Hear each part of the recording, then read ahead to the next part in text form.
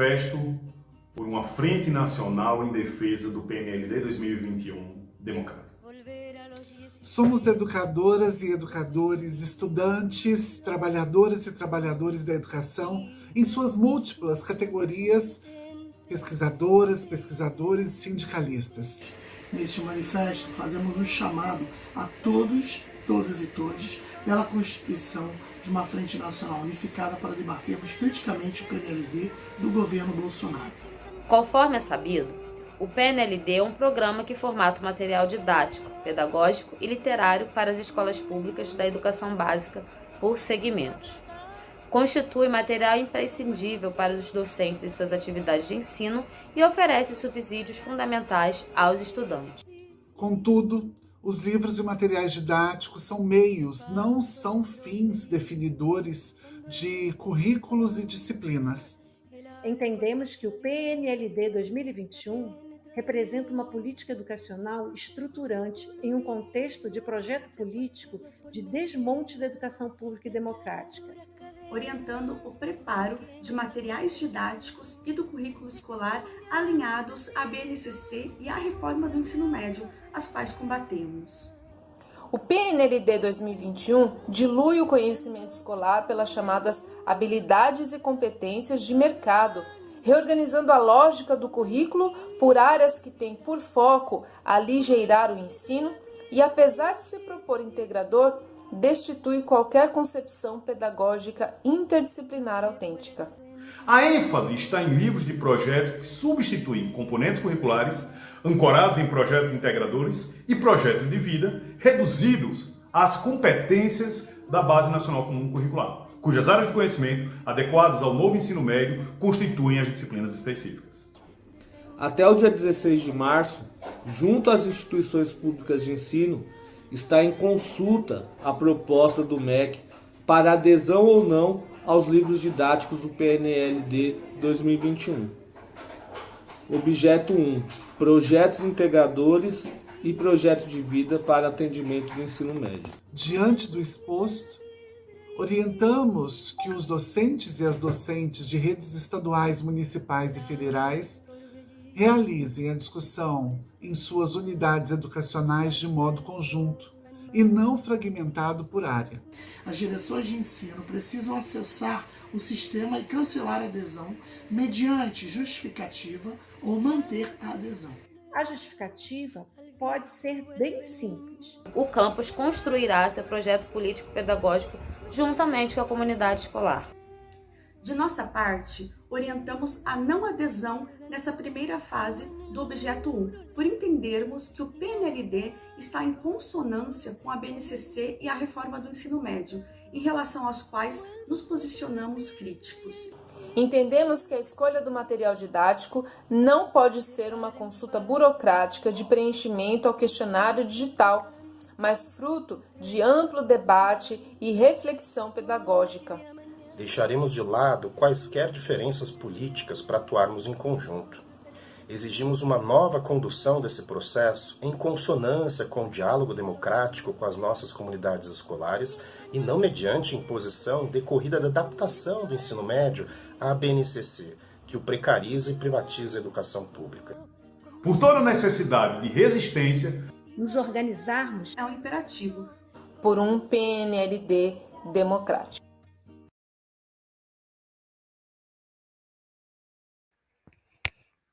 Por um PNLD democrático. Sejam todas bem-vindas e bem-vindos.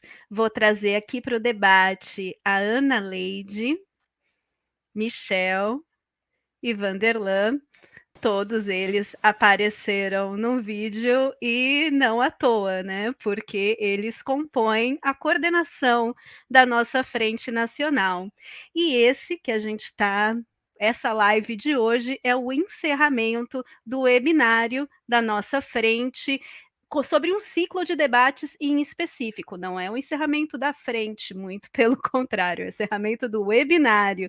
A gente vai ter muita coisa pela frente ainda. Esse é o ciclo de debates sobre o objeto 2 do novo Plano Nacional do Livro Didático. E nós estamos ao vivo no YouTube da Frente Nacional e também no Facebook da Frente Nacional e de canais parceiros. A gente sempre faz questão de ressaltar quem são esses canais que estiveram com a gente desde a primeira live, que são Jornalistas Livres, Sinasef Nacional, Sinasef São Paulo e Sintetfal, que são seções do Sinasef, a ANASO, que é a Associação das Sociólogas e Sociólogos, Frente Noroeste Paulista e REPU, que é a Rede de Educação Pública e também de Universidades, um coletivo aqui de São Paulo. O tema da live de hoje, perdemos Michel, mas daqui a pouco ele surge. O tema da live de hoje é por que recusar o objeto 2 do novo PNLD? Textos e pretextos. Michel retornou. Muito bem, de volta, Michel. E para abrir essa live, que é o encerramento do ciclo, a gente vai fazer um pouquinho diferente. A gente vai ouvir as companheiras e companheiros que compõem a coordenação. Para quem eu passo a palavra primeiro? Ana, Michel, Vanderlan? Ana Leide. Ana Leide. Liga o microfone, Ana. A palavra é sua, então. Era o Vanderlan. Boa noite a todos e todas. É um prazer imenso estar aqui. Meu nome é Ana Leide, sou professora de língua portuguesa do Instituto Federal de Alagoas. Faço parte da Frente Nacional por um PNLD democrático desde o seu início, desde as primeiras convocações, e tenho o prazer de dividir as minhas ideias, as minhas angústias e as minhas reflexões com esses colegas que aqui estão maravilhosos, Vanderlan, Michel, e mais uma galera que está nos nossos grupos, né? A Raquel, que esteve na primeira live, e diversos outros professores, cerca de 400 professores, creio eu, em todos os grupos que nós temos, né? Um GT de estudos, o outro grupo, o Telegram, e foi uma das melhores experiências que eu tive nesses últimos tempos sobre a educação nacional, né? Nós, enquanto professores, ficamos muitas vezes presos nas nossas rotinas, ficamos presos em notas, em provas, em problemas na escola, em organizar, né? Até mesmo tentar encaixar a nossa vida na nossa realidade profissional, e não refletimos muito sobre o que acontece hierarquicamente na nossa educação. E essa chamada da Frente Nacional me fez repensar e refletir muito sobre a política pública nacional, sobre o projeto de Brasil, e está sendo um momento muito importante para mim, de conseguir ver além daquilo que eu via ou talvez não visse.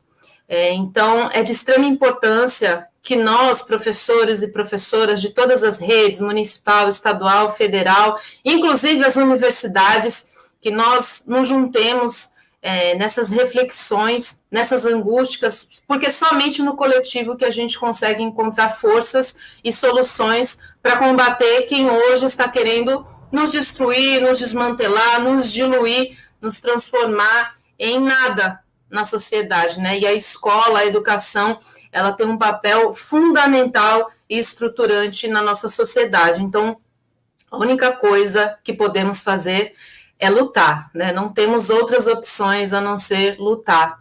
Então, obrigada por todos estarem aqui nos acompanhando e vamos continuar esse debate, porque ainda temos muito trabalho pela frente. Obrigada, inclusive agradeço a Gisele, que estrutura aqui toda a nossa comunicação, e sem ela esse trabalho não estaria sendo realizado. Obrigada a todos e todas. Tamo junto. Vanderlan, contigo agora. Pode ser? Vamos nós. Por favor. Boa noite, educadoras, educadores. É tempo de esperança. É tempo de esperança porque nós vimos e ouvimos muita coisa e aprendemos muito com esse webinário. Aprendemos muito com os colegas que trouxeram para nós e as colegas que trouxeram para nós uma parte dos seus saberes, das suas angústias, E essa Frente Nacional se compõe enquanto uma articulação de educadoras e educadores que pensam que um outro caminho é possível, diferente desse, que é o caminho da morte, que é o caminho de Bolsonaro, que é o caminho desses que poderão e serão apagados da nossa história. Educadoras e educadores de luta podem ter certeza, essa fagulha que nós estamos acendendo deverá continuar acesa em nossos corações e nas nossas ações.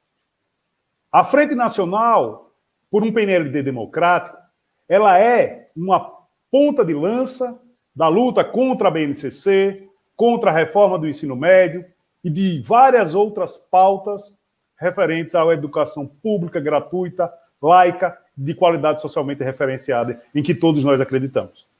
É preciso que vocês façam parte, juntem-se a nós nessa empreitada. Juntem-se a nós nessa batalha. Não acaba aqui, não acaba amanhã, não acaba com a escolha do objeto 2. Precisamos nos unir e ampliar.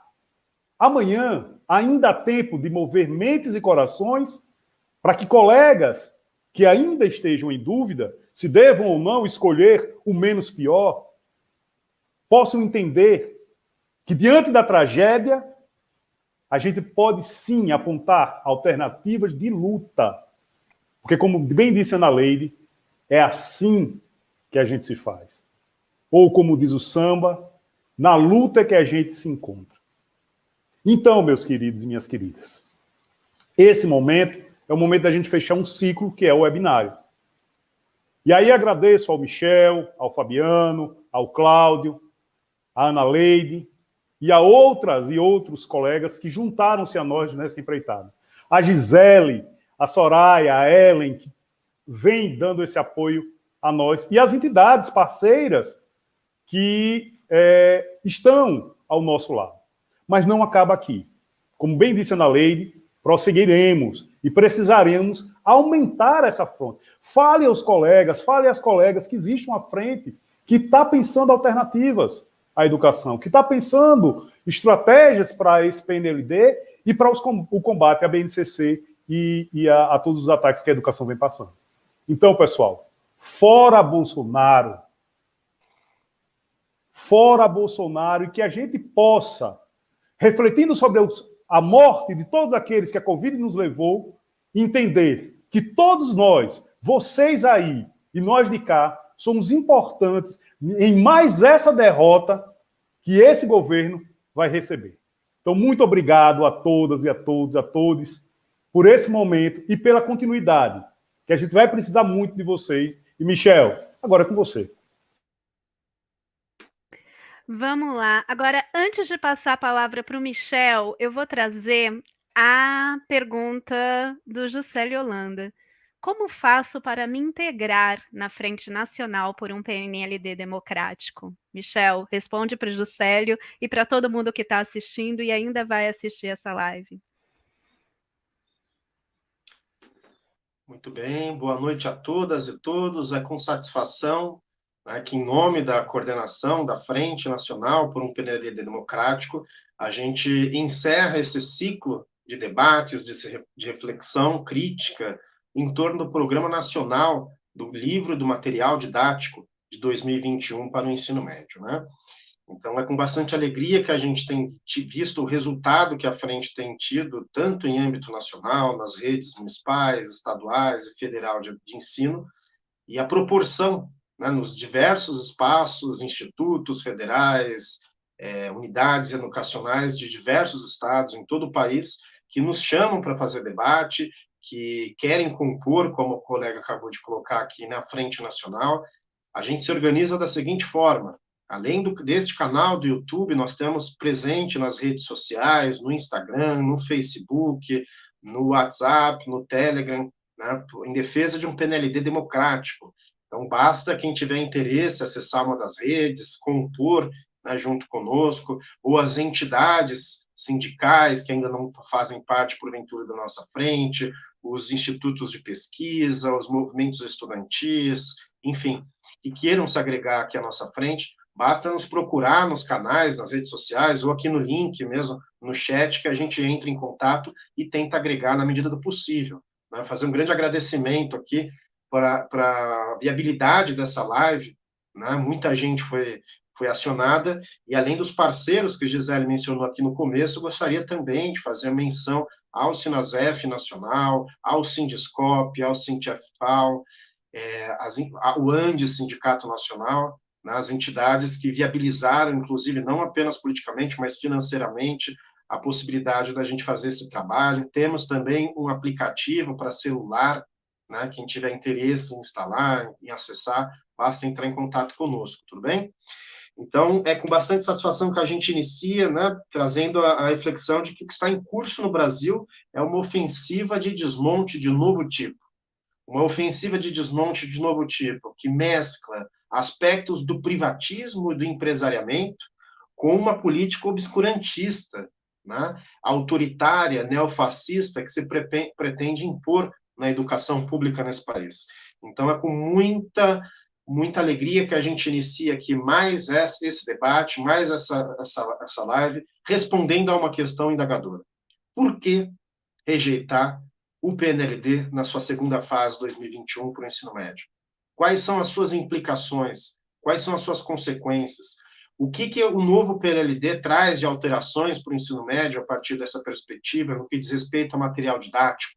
Em que medida ele se articula às bases nacionais comum curricular, ao novo ensino médio, né, uma proposta aí da reforma do ensino médio que se instaurou nesse país. Então, é com bastante satisfação que a gente chama aqui os nossos convidados, agradece a todos e todas que compõem a frente e que o debate não se encerra por aqui, né? A gente vai seguir aqui diante de maneira bastante firme, com bastante unidade de ação, porque se o passado dividia professores, estudantes, comunidade escolar, acadêmica, pesquisadores, o futuro impõe o imperativo de que nos organizemos em unidade. Acho que é um pouco isso, Gisele. Vamos lá, então. Antes de trazer as nossas palestrantes e os nossos palestrantes para a live de hoje, é importante compartilhar duas informações. A primeira é reforçar o que o Michel já falou sobre o nosso aplicativo. Vou colocar o link no chat de todos os nossos parceiros e também de quem está acompanhando pela frente.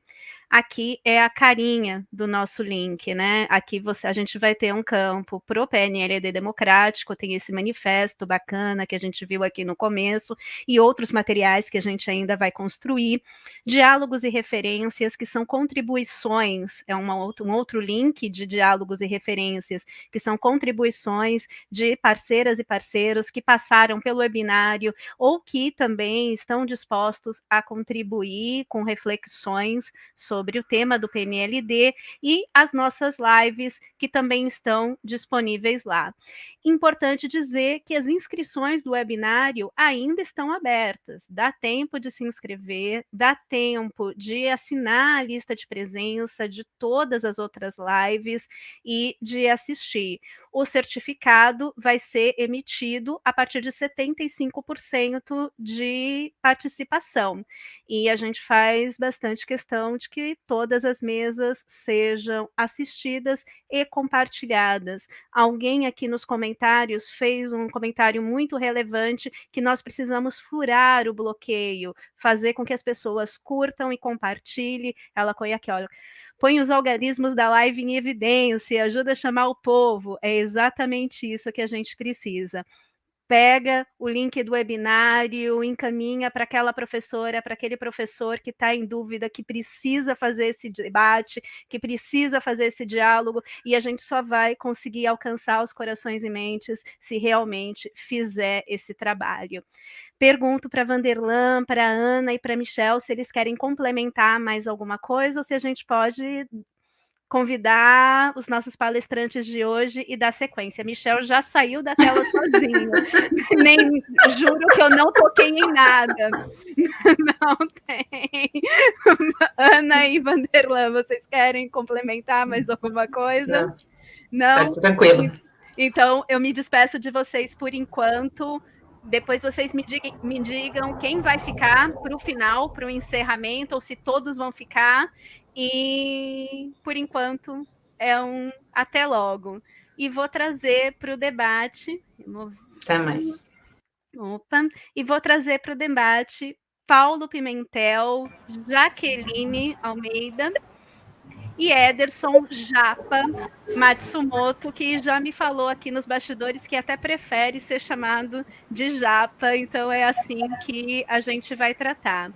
Quem acompanhou a chamada da live sabe que nós temos, né, um quarto convidado, que é o Fábio Boia. Infelizmente, ele teve um imprevisto, que acontece com todo mundo, e ele não vai conseguir estar com a gente hoje. Pediu desculpas para frente, para o público, e a gente com certeza vai ter outras oportunidades para se encontrar com o Fábio e receber as informações tão importantes que ele tem para passar e fazer esse momento de troca. Eu vou apresentar cada palestrante na medida em que eles forem falando, e o primeiro convidado, né, para essa mesa, que é a final e tem como objetivo fazer com que os professores e professoras reflitam sobre recusar o objeto 2 do PNLD, textos e pretextos. Nosso primeiro convidado de hoje é o professor Paulo Pimentel. Vou pegar aqui a minha colinha de como o Fábio como o Paulo se apresenta. Só um instante. Desculpa, Paulo, que eu estava com uma outra tela aberta aqui. Me perdoa. Só mais um instante. Pronto, Paulo, que é doutor em psicologia, escritor e professor de língua portuguesa e literatura do IFMT. Paulo, a palavra é sua.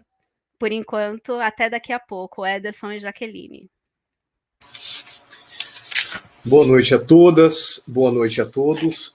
Quero agradecer a Gisele, e em nome da Gisele, a toda a Frente Nacional por um PNLD democrático, e, consequentemente, a todas e a todos que estão aqui presentes hoje, que têm um compromisso com a educação pública, com o país que nós queremos construir, um país extremamente cidadão. Eu vou pedir licença e começar com um poema. Eu sou professor de português e literatura, então eu não vejo melhor forma de começar. É um poema do Mário Quintana, curtinho, chamado Das Utopias, que diz: se as coisas são inatingíveis, ora, não é motivo para não querê-las. Que tristes os caminhos se não fora a presença distante das estrelas. Além de nos trazer um pouco de esperança, especialmente em dias tão tristes como esses que nós vivemos, também nos faz olhar o futuro e pensar a educação e o país, como eu disse anteriormente, que queremos construir. Enquanto eu pensava sobre o que falar no curto espaço de tempo que eu aqui tenho, a pergunta que norteava era justamente essa: por que recusar esse novo PNLD? E mais, o que a gente pode fazer além de recusar? E aqui eu gostaria de deixar um ponto claro: não basta não escolher. Nós precisamos, é uma questão prática, operacional, ir ao sistema e recusar. Porque se nós não recusarmos, os livros chegarão. Se não for feita uma escolha, ou se não marcarmos nada, esses livros chegarão. Então nós temos que deixar muito claro a recusa por esses livros didáticos. E, a partir daí, continuar construindo uma luta pela educação, especialmente a pública de qualidade que nós defendemos. Enquanto eu pensava, então, no que falar nesse curto espaço de tempo, eu elenquei alguns pontos que eu gostaria de abordar. Para a gente refletir, em alguns casos eu vou levantar algumas questões, e muitas dessas questões são apenas retóricas. Mas, se ficar algo, posteriormente eu respondo. Primeiramente, por que recusar? Pelos prazos. É uma questão prática. Todos nós passamos por bancos de faculdade, todos nós vimos o que é a pesquisa, o que é o conhecimento, como funciona a ciência. Os prazos são apertados demais. Em que sentido? 2017, por medida provisória, fique muito claro, nós temos a nova Base Nacional Curricular Comum. 2018, o novo ensino médio. 2020, as editoras apresentaram os livros que foram, e aí eu boto aspas, quantas couber, completamente remodelados. Esses livros foram feitos num curto espaço de tempo. E a pergunta que fica é, seguindo quais diretrizes? Porque se nós olharmos as coleções atentamente, nós encontraremos uma miscelânea de teorias, às vezes citadas, mas não há uma diretriz que atravessa, um projeto pedagógico que atravessa essas coleções. Uma outra pergunta importante para ser feita nesse caso é, esses livros são a política pública. Eles atendem, inclusive, a grupos com vulnerabilidade. Então, se é uma política pública, ela tem uma função estratégica. Qual a função estratégica deste PNLD? Teremos que ligar, para responder essa questão, esse ponto ao ponto anterior. Os prazos foram muito curtos. Só que foi apresentado um livro. Como? Por trás dessas reformas todas, nós sabemos que existem grandes grupos empresariais. O mais famoso deles é a Fundação Lehman, mas há outros. Então, esses prazos curtos, ainda assim, permitiram a submissão de livros. E mais do que isso, é uma política pública que tem um projeto. Se nós pensarmos que por trás desse BNCC, desse novo ensino médio e, consequentemente, desse novo PNLD, está a iniciativa privada, então nós sabemos qual é o objetivo. Grupos vulneráveis que dependem muito de políticas públicas serão formados. Com qual objetivo? A ideia é que eles se tornem mão de obra. É prepará-los para o trabalho. Que tipo de mão de obra? Nós estamos pensando em trabalhadoras e trabalhadores que concluirão o ensino médio, tendo, às vezes, esse livro didático como único material de apoio, como único suporte pedagógico, para ser que tipo de mão de obra? Então, além de olhar o momento e o objeto 2, é fundamental que também pensemos no projeto que está por trás. Porque por mais que, ao avaliarmos os livros, percebamos que eles caminham de forma desencontrada, que há abordagens diversas, que falta um projeto claro no livro, não falta um projeto claro no PNLD, no novo ensino médio e no BNCC. Nós temos um sucateamento da educação. E aí, antes de adentrar propriamente no livro de linguagens, aquela pergunta clássica, né? É melhor ter ou não ter livros? É um tipo de pensamento que, e me perdoem a franqueza, me soa às vezes um pouco falacioso. Não de quem o tem, mas do governo que acha que nós teremos esse pensamento. Por quê? É melhor ter livros, sem sombra de dúvidas, desde que eles tenham qualidade. Porque se nós tivermos livros, e esses livros tiverem a sua qualidade questionada, ou comprovadamente esses livros forem ruins, nós teremos um simulacro de livro. Nós não teremos livros. Nós não atenderemos a demanda dos nossos alunos, a demanda das nossas alunas, mas haverá livros lá. Então, percebam que adotar qualquer livro é um risco, porque colocaremos, então, volume, mas não colocaremos um projeto pedagógico de autonomia, efetivamente. Eu, como disse, gostaria muito de ter mais tempo, infelizmente o tempo é curto para essa fala inicial, e eu gostaria então de me deter nos livros de língua portuguesa e literatura. Eu avaliei as coleções todas que estão disponíveis e selecionei 2 grupos dessas avaliações, 2 propostas, e a partir daí eu peguei então exemplos que me pareciam os exemplos mais completos. No primeiro livro, nós temos uma questão importante. Livros não são ementas. É claro que livros não são ementas. Só que esse livro, já naquela carta ao professor, diz que o PNLD norteia. E logo depois, é dito: o livro se propõe a orientar currículos e propostas pedagógicas das escolas do Brasil. Então, de certo modo, para muitas escolas, esses livros sim funcionarão como ementa.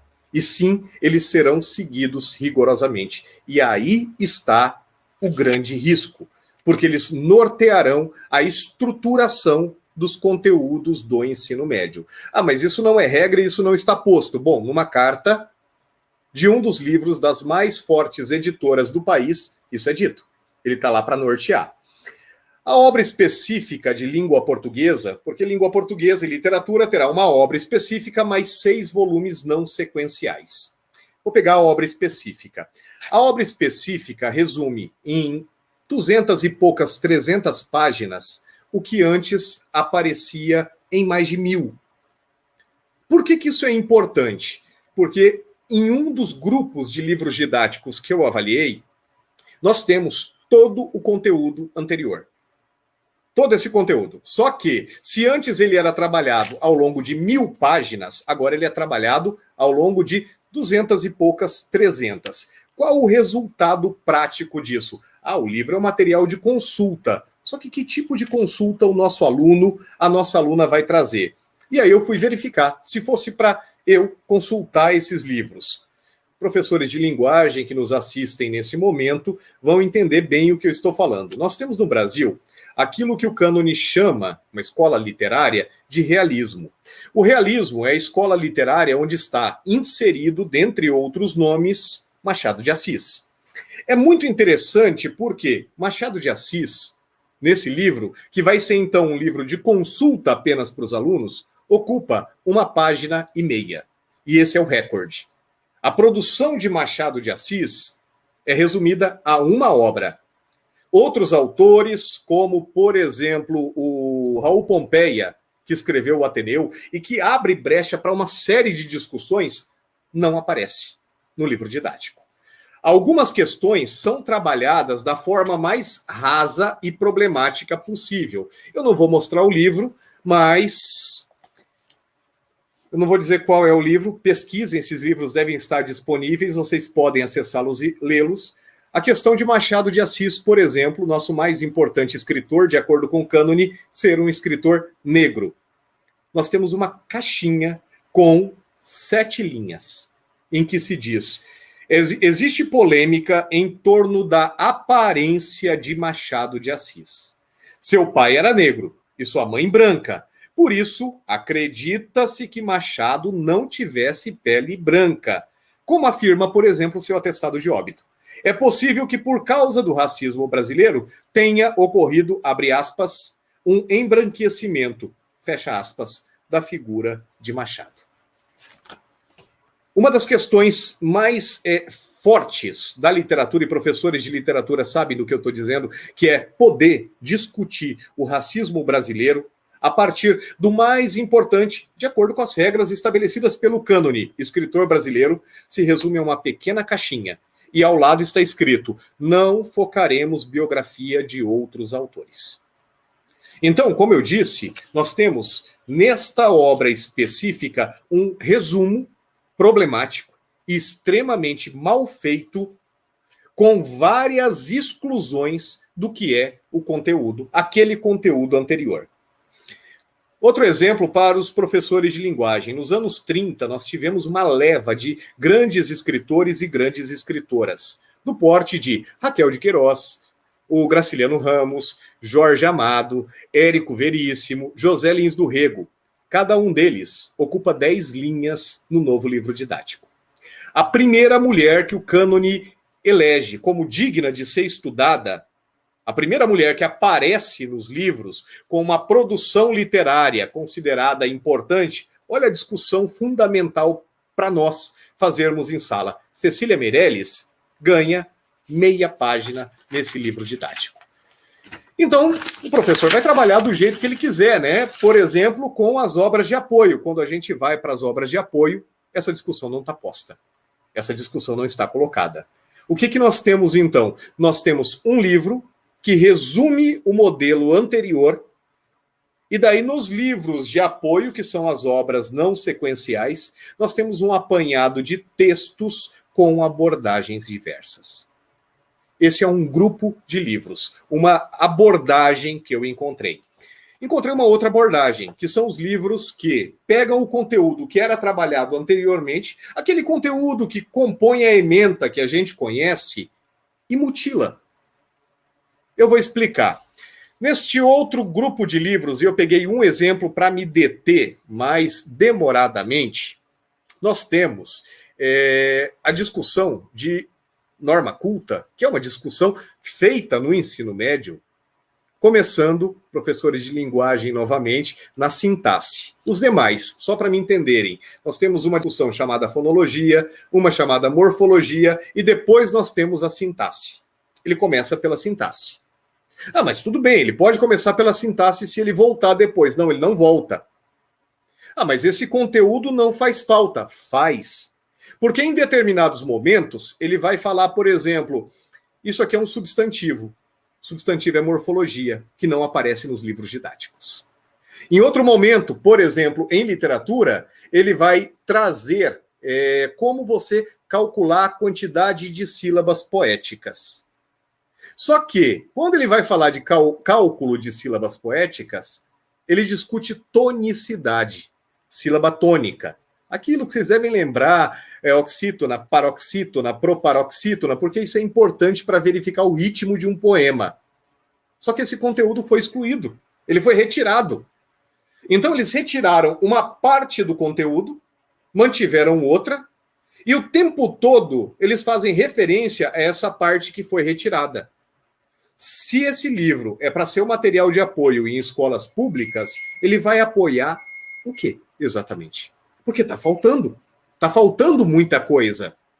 E mais, ele se propõe a ser inovador, mas o que ele fez foi ou resumir ou selecionar conteúdos. Ah, mas a gramática normativa não tem que ser ensinada na escola.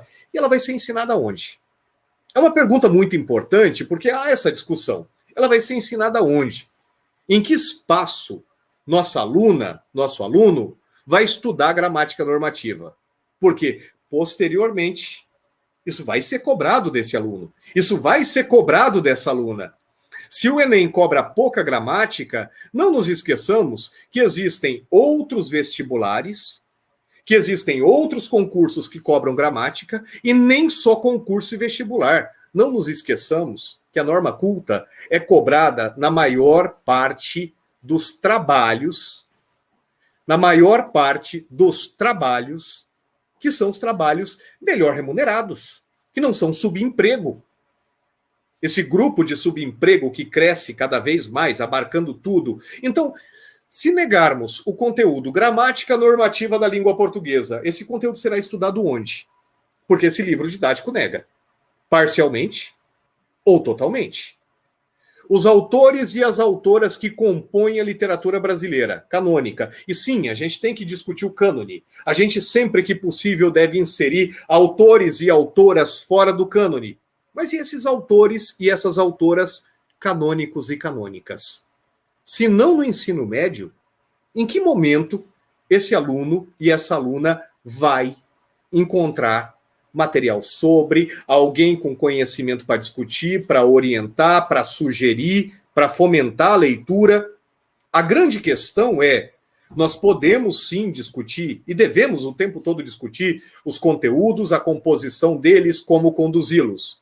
Agora, o livro didático, tal qual está posto nesse PNLD, não fez essa discussão, não apresentou essa proposta, e eu reitero, e eu peço, por favor, aqueles e aquelas que ainda não olharam esse novo PNLD, não acreditem em mim, procurem o livro e leiam. Verifiquem o que eu estou falando. Ou ele mutila, ou ele seleciona, e lá na frente ele vai exigir esse conteúdo que ele selecionou, que ele ocultou, que ele escondeu, ou então ele apresenta tudo de uma forma tão resumida que não faz sentido nem trabalhar aquele ponto. E a partir daí, a pergunta que fica é: que tipo de estudante nós vamos formar no ensino médio se usarmos esse livro por base? Reiterando, a gente sabe que esse livro não é ementa, mas também reiterando que nesse país plural, nesse país diverso, em vários lugares, o livro é a única opção. E essa opção é muito ruim. Essa opção não atende à necessidade, especialmente desses grupos. Essa opção fragmenta. Esta opção seleciona de forma muito arbitrária. Ou esta opção mutila o conhecimento. Só mais um exemplo. Professores de linguagem, falo com vocês, mas falo também com todos e todas, mas vocês vão me entender com um pouco mais de propriedade. A gente tem um conteúdo, que é um conteúdo, falando de Enem, que é um conteúdo muito importante para o Enem, não só para o Enem. É um conteúdo muito importante quando a gente parte para a escrita, que são as chamadas orações subordinadas. Existem formas diversas de trabalharmos orações subordinadas. A questão é, no livro didático, elas são trabalhadas de uma forma rasa, como eu disse, fazendo referência a algo anterior que não foi dito, e em determinado momento aparece um box. Um box. Quase o rodapé do livro, em que se trata das orações subordinadas reduzidas. É um conteúdo de gramática bastante específico. Ele vai aparecer, se alguém for fazer um concurso, num concurso específico da área de linguagem, ou ele vai aparecer num vestibular desses muito concorridos, ou num concurso, por exemplo, para PF, ou ele vai aparecer num concurso para diplomacia. A questão é, aparece um box. O conteúdo está lá. Só que esse conteúdo não está trabalhado. Esse conteúdo não está explicado. Ele está lá, e ninguém pode dizer que o livro não trouxe. Agora, o que nós podemos e devemos dizer é que a forma que ele trouxe é, no mínimo, superficial e, consequentemente, extremamente perigosa. Bom, para a abordagem inicial, eram esses pontos que eu gostaria de trazer. Eu vou passar para a Gisele. Agradeço a todos e todas, desde já, por terem estado comigo nesses minutos. Muito obrigado. A gente que agradece, Paulo. Depois dá um pulinho no chat, porque muitas pessoas dialogaram contigo e durante a fala é importante você dar uma olhada. Trazer para o debate Jaqueline, até daqui a pouco, Paulo. Jaqueline, que é doutora e mestre em educação pela Universidade de Évora, professora adjunta do curso de Geografia, licenciatura da Universidade Federal de Alagoas, que é o UFAL, coordenadora do Laboratório de Ensino de Geografia e do Grupo de Pesquisa Ensino da Geografia, Formação e Prática Docente. Jaqueline, muito bem-vinda e obrigada por ter aceitado o convite. A palavra é toda sua. Gente, uma boa noite. Eu quero agradecer o convite e quero dizer que eu estou muito feliz, tá, de estar com vocês aqui hoje. Eu espero poder contribuir com vocês. E a pergunta, né, do evento de hoje é: por que recusar o objeto 2 do novo PNLD? Para a gente pensar nessa pergunta e conseguir, vamos dizer assim, responder essa pergunta, a gente tem que ter em mente que o PNLD, ele não é algo isolado, tá? E que ele está inserido num contexto mais amplo e que a gente não tem como falar dele sem contextualizá-lo. Mas para a gente também entender isso, eu vou convidar vocês a uma pequena viagem no tempo para que a gente consiga ir costurando, né, essas situações e conseguir compreender ou ampliar, né, essa visão do que seria, do que representa esse PNLD. E aí, nessa pequena viagem no tempo, eu vou levar vocês para a década de 1940, tá certo? Com a promulgação da Lei Orgânica do Ensino Secundário. E nessa lei orgânica, e aí eu vou pedir para que vocês comecem a pegar, né, as similaridades, e nessa lei orgânica, que foi uma das reformas, né, do ensino, hoje ensino médio, divide esse ensino secundário em dois momentos, tá? O que foi denominado de colegial e o ensino técnico profissional. esse ensino colegial, ele estava voltado para os filhos da elite, né? E aí, quando a gente pega na legislação, está bem claro, assim, que o objetivo era formar as individualidades condutoras, que teriam a responsabilidade futura de conduzir as massas. Já o curso técnico era para o filho do trabalhador, não é? Ou seja, era a massa conduzida. Outro ponto, né, importante para a gente observar e fazer essa postura é que o ensino da língua portuguesa foi ampliado, tá? E também se tornou obrigatório em todas as séries. Um outro ponto importante é que a lei colocava, né, que ela vinha com uma proposta de respeitar a vocação dos alunos, tá?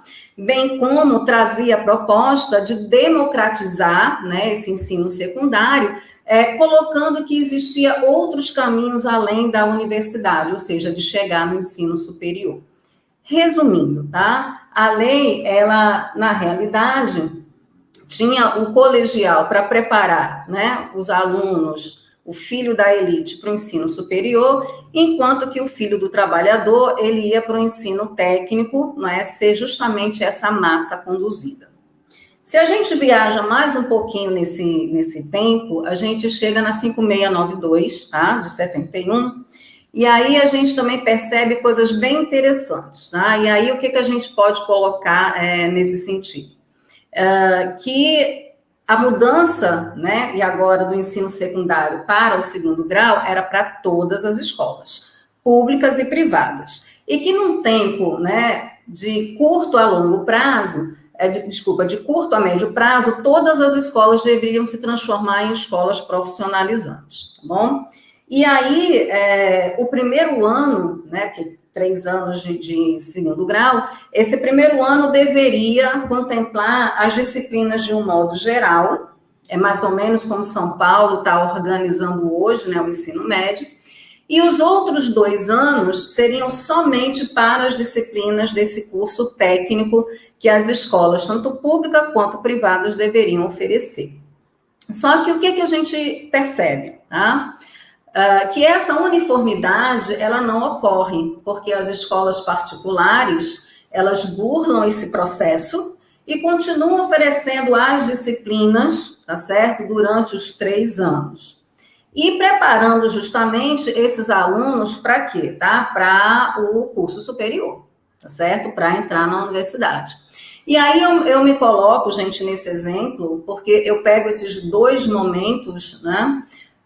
Que a gente vai comentar, porque eu fui um resultado desses cursos técnicos, né, já no finalzinho, pegando o finalzinho desse processo de mudança, né, do que seria o segundo grau para o hoje ensino médio, e eu lembro da dificuldade que eu tive, por exemplo, para conseguir entrar na universidade, né, eu não tinha base, porque o meu ensino médio só me preparou, vamos dizer assim, para um curso técnico, então eu não tinha os conhecimentos que seriam necessários para eu conseguir entrar no ensino superior. E aí, para mim, foi muito complicado, e aí a gente faz a relação com o nosso aluno hoje, tá?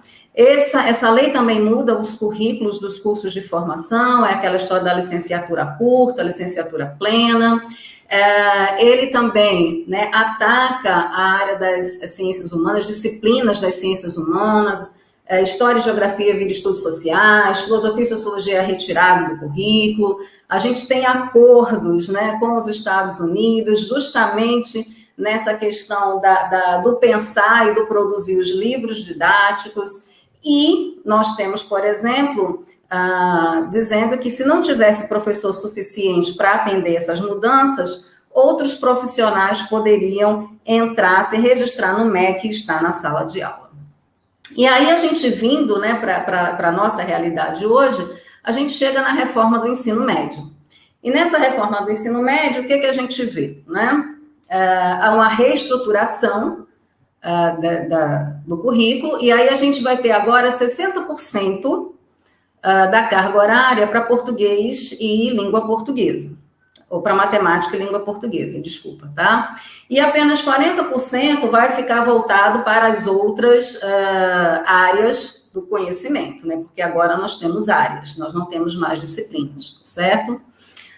Somente o ensino de língua portuguesa e de matemática, gente, são obrigatórios nos 3 anos. Isso quer dizer o seguinte, que se o aluno ele escolhe fazer o ensino técnico, ele só precisa ter português e matemática. E aí, nesse meio tempo, alguém pode estar pensando, sim, mas e a língua inglesa? Onde é que ela se encaixa? Ela também não é obrigatória? É obrigatória no currículo, mas não nos 3 anos do ensino médio, tá? E aí também ela não é obrigada a ficar no ano inteiro do ensino médio. Ela pode pegar só o primeiro ano, ou só o segundo ano, ou só um semestre, porque não esqueça que além dos itinerários formativos, a gente ainda tem os arranjos, tá? Para poder organizar essa situação. E o que a gente tem também? Lembrando o seguinte, que nesse processo, gente, a maioria dos municípios brasileiros, eles só tem uma escola de ensino médio. E aí a gente fica se perguntando, né, como o aluno vai ter acesso, então, não é, a esse conhecimento, já que existe apenas uma escola, tá, para atender aquela população. E também diz o seguinte, que se houver, né, disponibilidade de vaga, esse aluno, se quiser, e se tiver essa disponibilidade, ele pode voltar para cursar mais um itinerário formativo. Então, eu só tenho uma escola no município que só oferta um itinerário formativo, o aluno não tem escolha, e aí também, não é, imagina esse aluno depois voltar, se tiver vaga para cursar mais um itinerário formativo, e estabelece um notório saber. Vejam que, né, as coisas vão ficando muito similares. E todos esses pontos da lei, gente, eles são explícitos quando a gente fala que é uma negativa ao conhecimento aos alunos da escola pública, tá? E aí, quando a gente olha para tudo isso, a impressão que a gente tem é que a gente está assistindo um Vale a Pena Ver de Novo de um filme muito, mas muito ruim, tá? Ou que quando a gente junta tudo, reforma, BNCC, PNLD, a gente se insere num canal Viva, né, que só passa as reprises. E aí, dentro desse contexto dessa construção, a gente chega na BNCC. E aí, eu vou pegar as palavras da Maria Adailza Martins, né, a Dada Martins, que aí ela coloca o seguinte, que essa BNCC, ela é uma associação entre o Estado brasileiro, tá certo, e os setores privados para a construção de um projeto de nação. E aí a gente entende muito bem algumas palavras, como empreendedorismo, protagonismo, a inclusão de vivências práticas de trabalho no setor produtivo.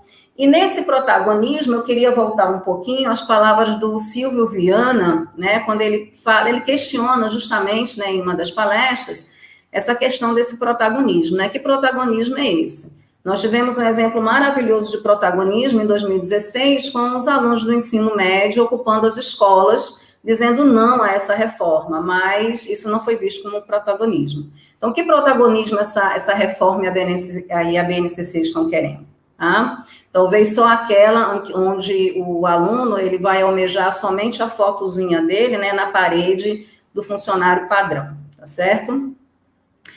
Outros impactos também, né, que a gente tem em relação à BNCC, entra a questão da formação continuada dos professores, porque também ela vai mudar os currículos dos cursos de formação, coloca em evidência, né, a questão das competências e habilidades, né, e aí reduz o aluno e o ensino apenas às competências e às habilidades, e impõe uma abordagem de viés tecnicista, tá? E aí a gente volta nesse processo, eu vou também falar de novo, né, do Silvio, quando ele coloca a questão de transformar o professor em operador de apostila, tá?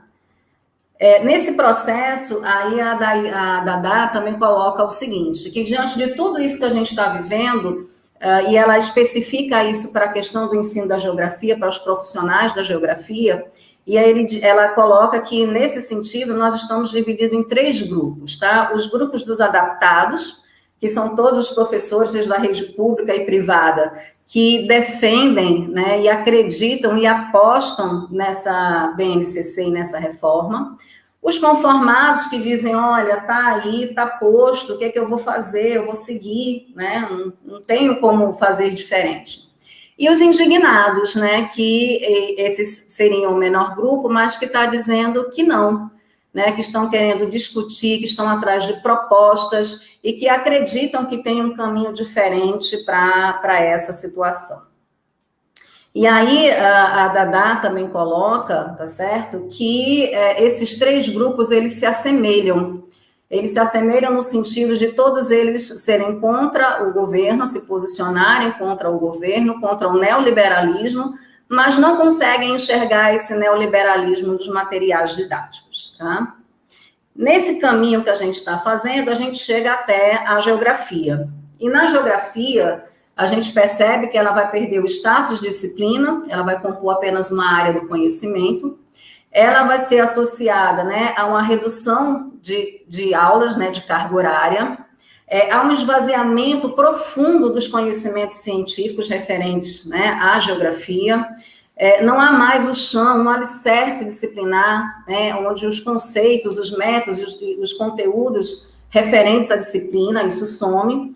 E há um desvio intencional da reflexão, né, que acaba por dificultar ou até mesmo impedir questionamentos sobre fatos, deixando de instigar o aluno a pensar, né? E aí, finalmente, a gente chega no PNLD de 2021, e aí, quando a gente chega nesse PNLD, a gente lembra também um pouquinho, gente, que o PNLD para o ensino médio, ele só inicia em 2003, tá certo? No caso da geografia, ele só chega em 2009, então, para o caso da geografia, é extremamente recente, né? E em 2011 é que a gente vai ter inglês, espanhol, filosofia e sociologia, ou seja, esse material didático chegando nas escolas públicas. E quando a gente parte para essa análise, né, desses livros, tá certo, da área de ciências humanas, a gente percebe que existe um esvaziamento dos conteúdos, tá? Uma falta de linearidade de conhecimentos prévios de sequências didáticas. É interessante porque o que o professor colocou primeiramente, a gente termina enxergando isso em todas as coleções, né? Não é uma coisa exclusiva da língua portuguesa, da área das ciências humanas, como eles colocam, das ciências da natureza, tá? A superficialidade na abordagem das temáticas, a mesma coisa que o professor percebeu. Então, assim, alguns temas, eles são colocados em apenas uma página.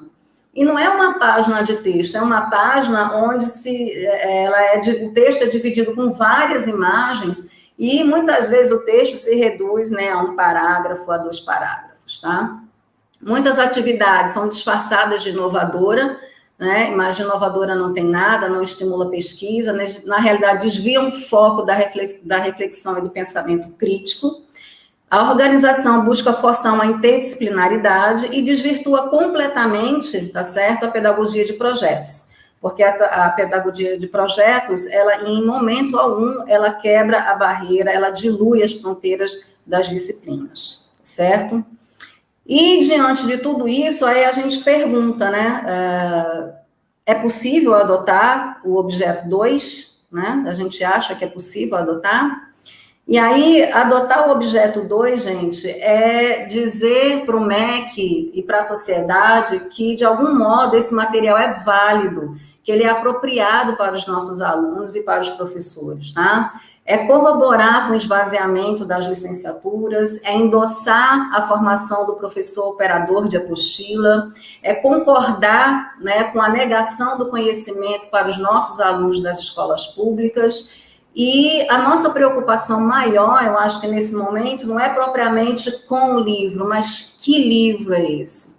Né? O que é que ele vai passar, se ele realmente vai contribuir? Porque o livro pelo livro, né, ele realmente não faz sentido. E aí, nesse momento, eu acho que a gente deve voltar para aqueles 3 grupos que a Dada colocou, né? E aí a gente deve decidir. Nós queremos ser os adaptados, nós queremos ser os conformados, ou nós queremos ser os indignados, né? Que vai dizer não e que vai em busca de soluções e de propostas. Nesse momento, eu digo para vocês que eu fico com os indignados. Obrigada.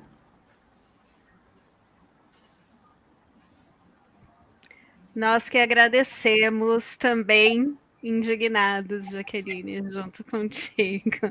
Vou trazer mais um indignado para cá. Tudo bem, Japa? Tá sem áudio, deixa eu tentar abrir o seu áudio.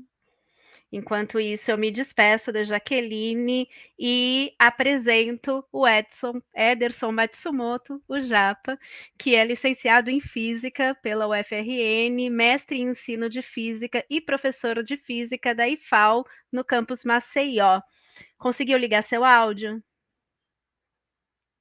Vamos ver se eu consigo daqui. Tenta falar agora. Agora vocês me ouvem? Joia. A palavra é toda sua, Japa. Bem-vindo. Obrigado pela apresentação. Obrigado também à presença e audiência de todos. Uma boa noite. Espero dialogar positivamente, qualitativamente com vocês. Agradeço também ao aprendizado e à reflexão trazidas aqui pelo Paulo, pela Jaqueline, que introduziram brilhantemente o contexto político, social, histórico do PNLD como um todo. Eu particularmente, tenho experiência com o PNLD, né, com o livro didático, desse programa a partir de 2012. Ele nasce lá em 2003, né, por uma resolução. Nasce o Programa Nacional do Livro Didático para o Ensino Médio. Em 2004, ele chega somente com matemática e português, e ao longo dos anos ele vai agregando as outras disciplinas. Em 2007 veio a biologia, 2008 química e história, por fim é que veio a física, a geografia, e 2011 o inglês, o espanhol, a filosofia e a sociologia. Minha primeira experiência com o PNLD foi na versão 2012, virou triênio, né, até 2015, e a de 2015 a 2018, eu pude participar do processo de seleção, já estava no Instituto Federal, ingressei aqui em 2012, e da última versão, né, que está vigente. Bom, dessas versões que eu pude ter mais proximidade, já era perceptível o recorte. Quando você via a mesma obra do PNLD vendida nas papelarias, nas livrarias, adotadas pelas escolas particulares, geralmente, você via a mesma obra, né, o mesmo autor, o mesmo título, a mesma editora, mas o conteúdo já era recortado, tá? Não significativamente, mas já tinha um pouco de recorte, mas principalmente os problemas, os exercícios, eles vinham muito recortados. Então, isso já era perceptível. Estou falando dos livros de física, tá? Sou professor de física, foi o livro que eu estudei, né? Que eu pude me aprofundar, tá? Então, já era, né? Nas versões anteriores. Nessa versão que está vigente, né? Até o ano letivo de 2021, ele já tem esse recorte. Então, a gente já percebia que as editoras, elas não tinham o mesmo cuidado com o livro comercial, que ia para as escolas, geralmente para as escolas particulares, né, e o livro dos editais do governo federal, que eram submetidos às escolas públicas. Isso eu estou falando dos volumes, né, 1, 2 e 3. Se você for observar os volumes únicos, que era um livro único, né, com todo o conteúdo dos 3 anos, isso se agravava um pouco mais. E aí, o que acontecia? Aquele estudante que tinha um pouco mais de afinidade em física, aquele estudante que ia fazer um vestibular mais concorrido, um vestibular militar, ou participar de Olimpíadas de Conhecimento, a gente encaminhava para a biblioteca para que ele pegasse, às vezes, a mesma versão, aliás, o mesmo título, da mesma editora, do mesmo autor, na biblioteca, só que a sua versão comercial, que era bem mais aprofundada.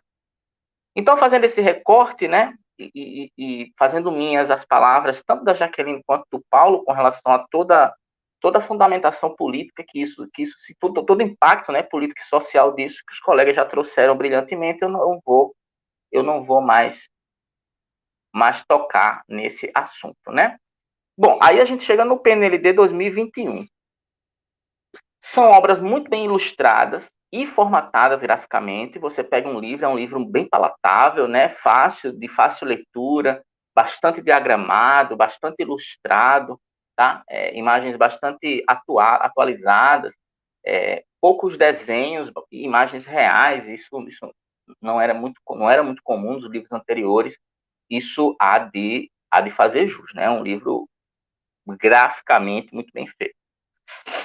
Algumas obras trazem alguns projetos científicos na área de ciências, né? E bastante atividades experimentais. Isso também devemos chamar a atenção, né? Quando você compara até com livros comerciais, como eu falei, a quantidade de experimentos que ele traz, que podem ser feitos com materiais de baixo custo, geralmente chamou a atenção. A maioria dessas obras são bem mais contextualizadas do que as obras anteriores, tá? Mais próximas do cotidiano, dialogam um pouco mais com questões sociais, culturais, mesmo que pincelado, um aqui, outro ali, mas eles trazem esse diferencial de livros anteriores. Contudo, essa contextualização, né, por exemplo, você traz bem mais física moderna, um pouquinho de física quântica, para tratar um pouquinho de ciência mais moderna, ele não traz como conteúdo. Quando você lê no livro, você tem a sensação de estar lendo uma matéria de jornal. Ou seja, como os colegas falaram, né, a superficialidade, ela beira uma matéria, um podcast que você ouve, aqueles vídeos do YouTube que você ouve, que fazem a divulgação científica, mas só divulga, não ensina. Entendeu? É como se ele estivesse só apresentando aquelas conexões com o mundo externo, entre o mundo externo e a física, mas ela não adentra no conteúdo propriamente dito de física, tá? Isso fica muito superficial e, às vezes, nem sequer é citado. Então, apesar das obras terem melhorado no seu diálogo com o cotidiano, esse diálogo foi feito de maneira muito rasa e apresentando, como eu falei, às vezes superficialmente. Outra coisa que eu trago, outro impacto bastante negativo, eu já citei os pontos positivos que eu percebi, eu vou entrar agora um pouco nos pontos mais negativos. O recorte que as obras fizeram. Como eu falei, as obras já vinham recortadas no PNLD anterior, mas não era um recorte significativo, ainda era um livro de física. Eu vou dar um exemplo. Lá no primeiro ano, você deveria trabalhar o livro, né? Ele trabalha movimento uniforme, uniformemente variado, movimento vertical, trabalho e energia. Ele traz tudo isso em um capítulo de 17 páginas. Em média, viu? Estou fazendo uma média de 3, 4 obras. No PNLD anterior, no último livro, dos que eu tenho aqui em casa, que eu peguei para ler do último PNLD, esses conteúdos eram divididos em 5 capítulos com 95 páginas em média. Então, o professor de português, o Paulo, já trouxe, né, esse comparativo de páginas, né, de 1.000 para 300. Eu não consegui fazer o do completo, mas eu faço esse recorte significativo. E dentro desse intervalo de conteúdos, eles excluíram grandezas unidades, gráficos, cinemática vetorial, composição de movimento relativo, lançamentos, horizontal e oblíquo, movimento circular, que não vem na maioria das obras. São conteúdos que o estudante da escola privada com certeza vai ver, até porque nem a escola privada mais está adotando o livro de editora. Né? As escolas já trabalham com sistemas de ensino, e esses sistemas de ensino trabalham com apostilamento, e esse apostilamento com certeza é mais profundo do que o que nós temos aqui, e de forma significativa. Então, nós temos, além do resumo, né, um conteúdo que era visto antes, em média 100 páginas, em 5 capítulos, foi reduzido para um capítulo e 17 páginas. Tem conteúdo que é tratado em um parágrafo inteiro para falar de um tema. E como o Paulo falou, né, lá na frente ele cobra, porque existe a questão dos pré-requisitos também. Eu vou entrar daqui a pouco nesse detalhe. A quantidade de questões e exercícios também foi significativamente afetada, não só em quantidade quanto em qualidade. Tá? Até trazem algumas questões do Enem, algumas obras, né, nem todas, mas não com a profundidade que deveria, né? Então, o estudante tem até aquela sensação, o Enem é isso, e lá, quando ele for fazer a prova, não é só isso, né? O Enem também é tratado de forma bem superficial nessas obras. Quem fizer as questões do Enem dessas obras vai achar que o Enem tem um grau de dificuldade bem inferior do que ele realmente enfrenta. Para mim, o pior problema de todos esses, além, lógico, do recorte, é a questão dos pré-requisitos que não são observados, a falta de linearidade. Qualquer universidade, qualquer licenciatura que você faça, qualquer curso superior, existe uma linearidade. Existem disciplinas de pré-requisito, né? Você sabe que você não pode pagar, por exemplo, cálculo 2 se você não pagou cálculo 1, cálculo 3 se você não pagou cálculo 2, para você ter uma ideia. E aqui essa falta de linearidade é observada. Eu vou dar um exemplo simples. Um conteúdo como pressão. A pressão é uma relação entre a força que você aplica e a área de aplicação dessa força.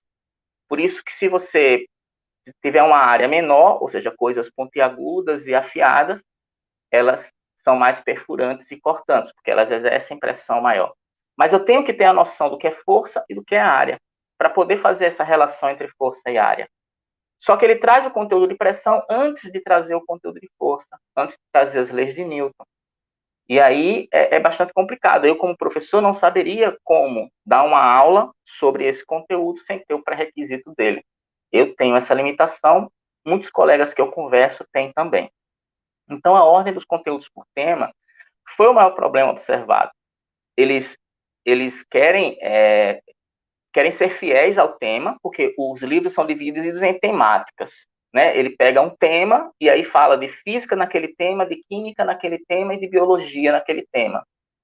Seria lindo, seria perfeito um professor de biologia entrar na sala, falar sobre célula na terça-feira, quarta-feira entra o professor de química e ele apresenta lá a química da célula, e na sexta-feira o professor entra para falar sobre microscópio, para poder explicar como é o instrumento que o aluno usa para ver aquela célula.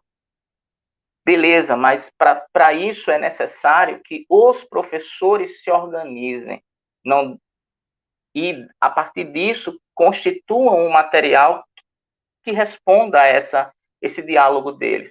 Não dá para pegar um diálogo e empurrar os professores para a sala de aulas quando o professor não teve a oportunidade de dizer, olha, esse pré-requisito aqui não dá. Professora, não dá para falar de microscópio agora, porque os alunos não viram lentes ainda. Só para vocês terem uma ideia. Então, essa falta de linearidade atrapalhou bastante também. Só para vocês terem ideia, aqui no Instituto Federal, os alunos teriam que receber os 6 livros no primeiro ano, no segundo e no terceiro, porque eles usariam os 6 livros sempre, porque a gente teria que estar indo e vindo dentro dele para poder obedecer à ementa. O professor falou, o livro não é ementário, eu tenho acordo, mas o livro ele tem que dialogar com a ementa do curso, no caso aqui do Instituto Federal, que nós temos o ensino básico, técnico e tecnológico, e que os cursos têm um projeto, né, e que esse projeto ele tem que uma ementa, e essa ementa tem que ser obedecida, para que o histórico do estudante possa ser confeccionado ao final do curso, juntamente com o seu diploma. Então, essa falta de linearidade não dialoga com nenhum livro, nenhuma obra dialoga com nenhuma ementa de nenhum curso. Então, a gente precisaria estar com os 6 livros para cima e para baixo o ano todo. Pessoal, semana que vem traz o livro 3, na semana seguinte traz o livro 1. Então, isso seria bastante complicado até na cabeça do estudante. Essa interdisciplinaridade é citada aqui no IFAL como a gente devia pegar esse livro justamente para conversar com essa interdisciplinaridade, mas eu acho que a ordem dos fatores, nesse caso, afeta bastante o conteúdo. Bom, eu ia citar a nota conjunta dos fóruns de dirigentes de ensino e do comitê, né, de reitores, o CONIF, que é o Colégio de Reitores dos Institutos Federais do Brasil. Eles lançaram uma nota. Eles dizem que o PNLD 2021 ele altera radicalmente a organização e abordagem dos componentes curriculares, ampliando a percepção de uma ameaça contundente à formação integral tão almejada pelas instituições da rede federal. Ele diz também que os livros do PNLD, especificamente do objeto 2, extremamente problemático no atendimento aos pressupostos basilares da rede federal, tendem a comprometer a autonomia para a definição de nossos currículos e, consequentemente, a proposta educacional que praticamos, né? Então, ele estimula que tenhamos uma alternativa a tudo isso. Bom, essa foi a minha fala mais técnica, né? Observando o que eu vi nos livros, e aí trago agora a minha percepção, né? Porque tudo que eu falei, você vai ler, vai estar no livro, você vai observar isso, eu não estou opinando. Minha opinião é o seguinte: muitos professores, respondendo à pergunta da live, né? Por que recusar? Bom, muitos professores dizem assim, ó, a gente tem que aceitar um livro porque eu trabalho com qualquer coisa. Eu sou professor, eu tenho minha autonomia, não importa o livro, a qualidade dele. O meu trabalho vai ser a minha aula. Eu respondo da seguinte maneira: eu até aceitaria qualquer coisa, contanto que ela não custasse nada. O problema é você aceitar um livro que você concluiu que ele é ruim, concluiu que ele é ineficaz, que ele é incompleto, só para o aluno ter alguma coisa em mãos, mas você não vai usar. E aí a gente se compromete com relação à economicidade. Não é correto você fazer uma compra com dinheiro público que custa bilhões de reais para você não usar. Ou comprar algo sabendo que é ruim. Eu até disse, professor, professora, você lendo a descrição na internet da TV, vai lá no Reclame Aqui, todo mundo reclamando daquela TV. Você ainda assim compraria para sua casa só para você ter uma TV? Ou você procuraria outras alternativas? Outra maneira, outro argumento bastante utilizado para quem quer ter um livro, pelo fato de ter um livro, uma professora disse assim, uma colega disse, mas historicamente os alunos eu tenho meus livros do ensino médio guardados até hoje, você tem um livro ali na prateleira, tem um livro em casa. Pô, esse livro não vai ficar na prateleira do aluno porque ele vai ter que devolver no final do ano, porque o PNLD funciona como rodízio. Então, nem o aluno do último ano que o livro funciona vai ficar com ele. Então, isso também não é argumento. Mas o aluno tem que ter alguma coisa para consultar. Bom, pessoal, aí vamos e convenhamos, né? Eu preciso ter algo para consultar, mas esse algo não pode ser incompleto. Aí a professora dialogou comigo. Mas, Japa, é só um ponto de partida o livro. A minha aula eu vou complementar com outros materiais. Bom, ponto de partida é quando você chega com uma matéria para o estudante, em PDF, em Xerox, o que você quiser. Você traz um vídeo, uma música, uma matéria que saiu no jornal. Aquilo é que é ponto de partida. O livro didático, não. O livro didático é ponto de consulta. E como consulta, esse livro não serve porque ele é incompleto.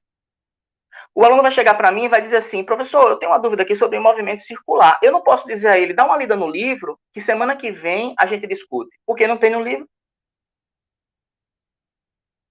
O aluno não pode chegar para mim e dizer assim, professor, eu li no livro que falando um pouquinho sobre física quântica, mas o que é isso? O livro não serviu de consulta. O livro só deixou ele com mais dúvida, porque trouxe o assunto, como qualquer podcaster trazia, qualquer youtuber poderia ter trazido, algumas matérias que ele pudesse ver na internet. Então, o livro, ele é consulta. Até um colega falou que, não lembro mais o país que ele estava dialogando, e falar sobre livro didático, e as pessoas, livro didático, não, aqui é livro. Sim, a gente tem que entender que isso é livro, é um livro de física. Você tem que abrir o livro e aprender física. Você tem que abrir o livro e tirar dúvidas. Você tem que abrir o livro e se aprofundar. Normalmente, eu jogo alguma coisa no quadro, eu levo um PowerPoint, eu levo até uma apostila, mas eu sempre dizia para o meu aluno, leia o livro para complementar, para aprofundar. Isso que a gente está trazendo aqui, para na próxima aula a gente poder fazer um debate mais complexo. E eu não vou poder mais fazer isso com esse novo livro didático. Então, aceitar uma obra já dizendo que você vai ter que complementar ela, que é o que a gente está ouvindo aqui no campus Maceió, onde eu trabalho aqui em Alagoas, são os professores dizendo, não, eu vou adotar, mas depois eu complemento. Espera aí, você já vai comprar um livro sabendo que você vai ter que elaborar mais material, ou seja, eu vou ter o custo da compra do livro e depois vou ter o custo de Xerox, de elaboração de apostila e de outros materiais, porque você já comprou sabendo que era incompleto. mais importante, dialogando com os colegas que falaram antes de mim e nas outras lives, adotar esse livro é adotar a BNCC. É dizer que você como docente, você como professor, como professora, você está acordando, está fazendo um pacto com aquele programa. Dizer não ao livro é principalmente dizer não a esse projeto da BNCC. Propor um itinerário formativo estilo, abre aspas, self-service, onde o aluno vai escolher, quando ele tiver a opção de escolher, como a professora falou, diversos municípios têm uma escola só. E esse aluno não vai ter mais a opção de escolha. Outra coisa, o que é que eu vou fazer com esses professores? A escola decide que só vai ter um itinerário formativo, e os outros professores? Vai acontecer o que com ele, né? E, por fim, para quem diz, mas Japa, a interdisciplinaridade, o diálogo entre as disciplinas, o entendimento de ciência como algo em conjunto, entrelaçado, engrenagem que funciona redondinha, ela é importante pedagogicamente, e eu concordo. Agora, a ordem dos fatores é que está sendo alterada, e nesse caso específico, apesar da ordem do produto, né, a ordem dos fatores não alterar o produto, nesse caso altera. Você não pode pegar um livro, adotar um livro, comprar o livro, aqui no caso do Instituto Federal, para depois pensar nos projetos de curso, nas emendas, nos horários, na alocação de professores. Primeiro, você tem que agora organizar, você quer conversar desse jeito, como a professora falou, quer verdadeiramente trabalhar por projetos, uma educação baseada em projetos, um ensino baseado em projetos. Primeiro, você organiza a tua escola, para depois da tua escola organizada, você escolher o melhor material didático. Não dá para empurrar um material didático que a escola parecer um formigueiro quando você joga um pedaço, uma pedrinha ali, cada um correndo para um lado, cada um correndo de um jeito, para se adaptar a um livro didático que você não faz ideia de como foi construído.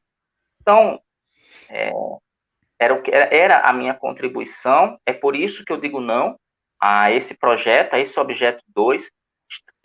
Os professores de física do Instituto Federal de Alagoas, Campus Maceió, já fizeram sua ata dizendo não. Estamos tentando convencer os professores de biologia e química para que ciências da natureza diga não também, baseado basicamente, né, nessa conversa que a gente teve até agora. Espero ter colaborado, me mantenho à disposição aqui de todas e todos para a gente conversar mais um pouquinho. Continua com a gente aqui, Japa. Pode falar. Só queria te fazer um pedido. Eu não estou conseguindo organizar meu microfone, então se você puder me fazer esse favor, né, de me multar quando eu não estiver em fala, combinado, e ligar o microfone quando eu for falar, quando for meu momento, eu agradeço. Desculpa aí estar dando esse trabalho. Imagina, estou aqui para isso já. Vamos lá, vou trazer o Paulo, a Jaqueline, já aqui, e vamos à segunda parte do nosso encontro, né, que é justamente dialogar com o nosso público que acompanha no Facebook, no YouTube, que já mandou várias perguntas e que a gente vai colocar aqui para debate. Importante dizer que nesse segundo bloco é o bloco que a gente libera a lista de presença. Deixa eu colocar aqui a lista de presença.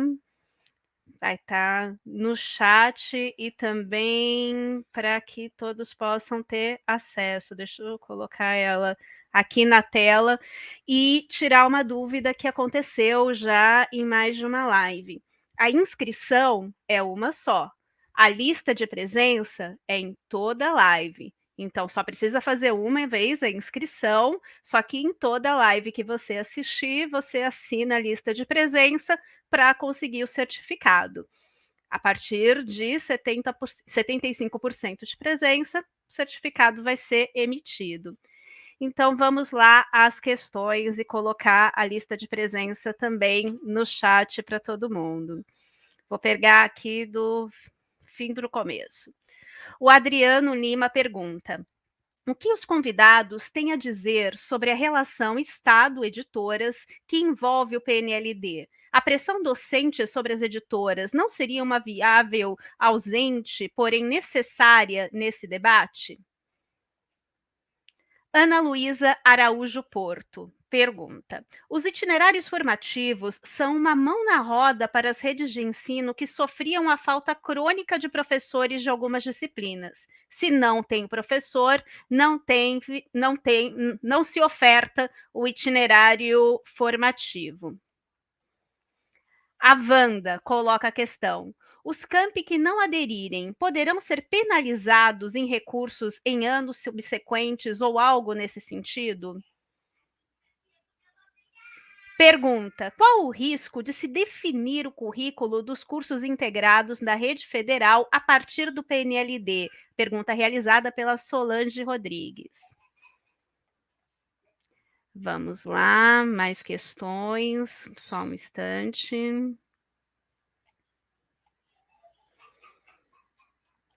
Vamos lá, o Cláudio traz a questão. Qual é, na avaliação dos debatedores, a principal característica neste PNLD que compromete a qualidade da educação? Que relação teria com a pedagogia das competências? Uma pergunta que foi encaminhada provavelmente pelo perfil comercial de algum professor, né? Departamento de Ensino, Pesquisa. Pergunta: boa noite, pessoal, obrigada pela live. Algum dos convidados tem conhecimento de experiências em curso de produção de material didático como alternativa ao PNLD atual? O Lucas quer saber a referência da professora Dadá, que a Jaqueline fez durante a fala dela.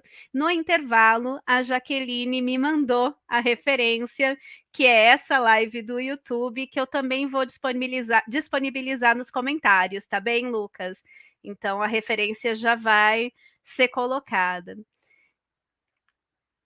E, finalmente, uma questão que foi colocada aqui. A Ana Luísa pergunta: houve alguma manifestação oficial dos cursos de licenciatura das universidades públicas sobre o PNLD? E, para finalizar, tem uma outra questão, que foi um pouquinho aqui mais para cima. Aqui. E a gente fecha com a questão da Alice. Esse argumento de que em muitas partes do Brasil se encontra apenas o livro didático não acaba por reforçar o discurso de que então é melhor não recusar o PNLD? Com essas questões e agradecendo o público, eu abro para o Paulo começar as respostas. Contigo, Paulo. Muito obrigado, Gisele. Aproveito para agradecer as nossas intérpretes de Libra, que têm trabalhado arduamente, né? Também ao professor Japa, a professora Jaqueline, pela excelente contribuição, e aos colegas, às colegas que estão pelo chat fazendo essas contribuições. Eu vou começar, então, por essa pergunta a respeito do argumento de que o livro didático em muitas partes do Brasil se conta apenas com livro didático, então nós não deveríamos implementar esse PNLD. Esse não seria um argumento a favor do novo PNLD? E eu vou pedir licença a vocês para lembrar de 2017. Não só quem mora no estado de São Paulo, mas eu acredito que todos e todas no país todo se assustaram e provavelmente se indignaram quando o então prefeito de São Paulo, João Dória, propôs que alimentos próximos ao vencimento fossem processados e transformados em uma ração humana. Essa ração, altamente nutritiva, seria doada para pessoas pobres, pessoas em extrema vulnerabilidade, garantindo, então, que essas pessoas tivessem direito à alimentação. Vocês se recordam desse episódio de 2017? Essa ração humana que eles queriam dar para pessoas pobres? O livro didático é essa ração agora em 2021. Por quê? O livro também é importante. O livro é extremamente importante. Então, a pergunta é: uma pessoa em extrema vulnerabilidade, uma pessoa empobrecida nesse sistema doente no qual nós vivemos, deveria comer essa ração humana no país que mais produz alimentos no mundo? A mesma pergunta pode ser feita em relação ao livro didático. Num país que gasta bilhões com livros didáticos, um aluno, uma aluna, justamente aquele que mais precisa do livro didático, deveria receber um livro ruim, com o qual ele vai ter que conviver por 4 anos, que é o ciclo do PNLD? Então, a minha resposta é não. A minha resposta é absolutamente não. Mas aí eu deixo cada um a resposta a essa pergunta. E eu acredito que essa seja uma forma bem clara para a gente entender, uma forma bem elucidativa para a gente entender essa questão. Eu tentei anotar as perguntas aqui, então eu vou falar sobre algumas e peço ajuda aos meus colegas e às minhas colegas. Alguém falou sobre os itinerários formativos e a falta de professores. Ou seja, falta professor, a gente escolhe o itinerário formativo daquilo que tem professor. Resolve-se um problema da falta de professores. E sim, é verdade, resolve-se. Só que para quem? Para o Estado. Não para o aluno, não para a aluna. O aluno e a aluna precisam de professores, precisam de professoras. A questão é, faltam cada vez mais docentes. E como eles estão resolvendo isso? Nos obrigando a cortar, nos obrigando a escolher um itinerário formativo em detrimento de todos os outros e dizer para os alunos e para as alunas, é isso que nós temos a oferecer. Então resolve, mas não para quem efetivamente precisa. E alguém também falou a respeito da pedagogia das competências. É uma pedagogia extremamente pragmática. A ideia da pedagogia das competências é a ideia de que você se depara com um problema e resolve esse problema. Ou seja, você está apto a trabalhar. A ideia dessa pedagogia, então, é formar mão de obra. Eu posso estar sendo simplista, mas há uma questão de tempo, né? Vocês me desculpem a pressa, inclusive, mas é formar mão de obra. Então, nós teremos mão de obra que está apertando um parafuso de um jeito errado, vai conseguir, porque tem uma formação em uma competência, em uma habilidade, apertar da forma certa. Não é isso que nós queremos para a educação pública. Bom, eu falei sobre essas 3 questões, e aí eu passo para os meus colegas, para as minhas colegas, para poder dar continuidade e não monopolizar essas respostas. Jaqueline. Pronto. Eu vou pegar uma das perguntas que acho que foi da Ana, sobre a questão do debate na universidade e nos cursos, né, de licenciatura. E a resposta é não. Tá? O debate ele não está ocorrendo. Assim, eu não vou.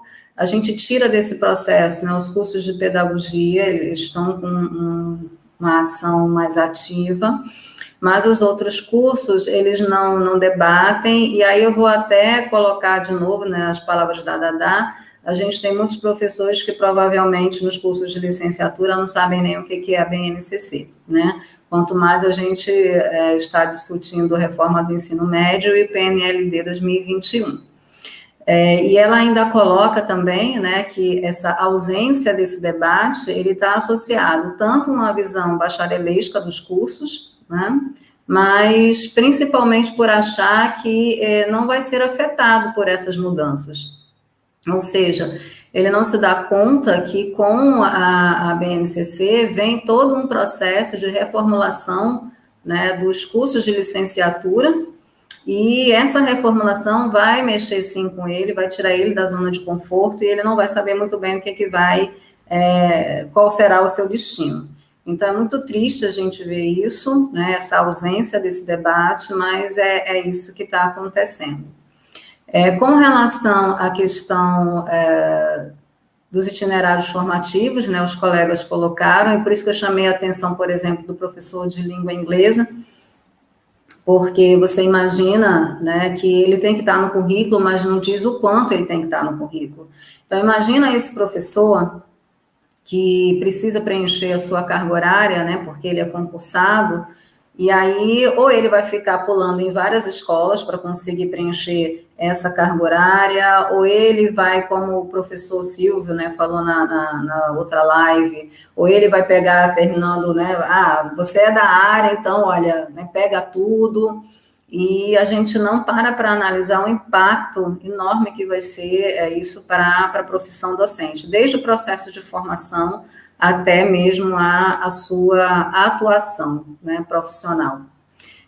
Com relação ao material, e aí, gente, não vão pensar que eu sou muito velha, não, mas eu peguei as duas realidades, como eu coloquei para vocês, né? Eu peguei a realidade como aluna da escola pública, nesse processo de não ter acesso ao conhecimento, e eu digo para vocês que só consegui chegar na universidade porque a minha família, na época, né, fez uma cota e me colocou no cursinho para poder ter acesso a esse conhecimento e conseguir fazer, na época, o vestibular, como eu também tenho uma realidade como professora já da rede pública que não tinha livro, tá certo? Então, eu acredito no professor da escola pública, né? Eu acredito no professor, e eu sei que a gente pode fazer muito melhor do que esse material, né, que está aí nos sendo ofertados, certo?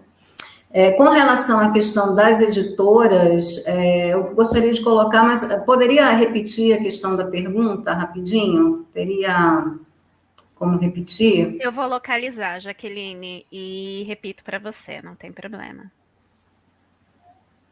Só um segundinho. Porque elas somem aqui do lado. Mas pode ir conversando enquanto eu vou localizando, Jaqueline, só. Só para reforçar essa questão como professora da escola pública sem material, eu lembro que, na época, eu fiz material para os meus alunos, né? E eu tive a sorte, na época, de a Secretaria de Educação ter máquina de Xerox. E aí, um dos grandes problemas era conseguir papel. Então, os alunos se juntavam para comprar as resmas de papel e levava tudo para a Secretaria de Educação para fazer a cópia. Então, eu andava, sabe aqueles carrinhos naquele estilo de carregar caixa, né? Que carrega. Pronto, aí aquilo ali cheio de material que eu saía distribuindo para os alunos. E assim a gente conseguia contornar, mas eu tinha certeza do que estava ali era muito melhor do que o que está sendo oferecido. Ninguém tem dúvida. Ali, ó, a questão está aqui, do Adriano Lima. O que os convidados têm a dizer sobre a relação Estado-editoras que envolve o PNLD? A pressão docente sobre as editoras não seria uma variável ausente, porém necessária nesse debate? A pressão em cima das editoras, né, ela é feita a partir... É por isso que é tão importante a gente pensar no dizer não, né? Esse dizer não, ele vem justamente como uma pressão, não só como uma negativa, esse processo de desmonte, mas também vem como uma pressão em cima das editoras, né? Porque a gente, às vezes, não para para pensar a força, né, que a gente fala da escola pública, quando a gente fala nessa compra desse material didático. Então, você imagina, né, as escolas dizendo, não, a gente não quer isso. Então, a pressão em cima das editoras ia ser muito grande, né, e aí, né, ia ser um jogo de cobrança, o que a gente vai fazer? Ninguém está adotando. Então, a gente conseguir perceber essa força que a gente tem quando a gente se mobiliza. Mas também é importante, gente, deixar claro que nós estamos tendo esse debate aqui. Nós temos muitos colegas das escolas públicas em vários estados que não estão tendo acesso a esse debate. E eu estou falando também na questão de Alagoas. Aí eu conversei com alguns professores, perguntei como é que está, e não está havendo esse debate com eles, né? Então, esse pensar sobre essa busca por alternativas, de perceber o que representa, né? Não é apenas um livro, gente, não é apenas um material didático, né? Na realidade, esse objeto 2 é a materialização desse desmonte. E aí, muitas vezes, o professor não teve acesso a esse debate também. A gente precisa ampliar esse debate com os colegas. Vou agora abrir para o Japa. Vai lá, Japa. Vamos lá, Japa. Convocado, abrir seu microfone e agora é contigo. Já me ouvem? Sim. Bom, com relação à questão da não adoção, né, eu separei aqui 3 perguntas, né, alguém disse assim, que no campo o diretor falou que se não escolher o MEC manda qualquer um, mais de uma pessoa disse isso, né, o outro perguntou se seria penalizado, e se legalmente nós somos obrigados a utilizar o livro ou o professor tem autonomia. Bom, com relação à autonomia de utilizar o livro, você tem, né, inclusive eu conheço bastante professor que não usa o livro didático, ou usa material próprio, tem gente que usa o livro didático na sala de aula, tem gente que usa o livro didático para o estudante ter um apoio em casa, né, para fazer um aprofundamento, enfim, o uso é livre. Com relação à penalização, eu particularmente não conheço nenhum normativo que te penalize uma escola, né, caso não adote. Até porque, e aí já dialogando com a primeira pergunta, não. Quando o seu diretor, o diretor da escola, ele acessa o site lá, né, a plataforma, para fazer a adesão, ele tem que anexar uma ata assinada pelos professores, justificando a escolha, ou não. Então, você bota aderir, aí você vai escolher a obra e depois dizer como vai usar ela.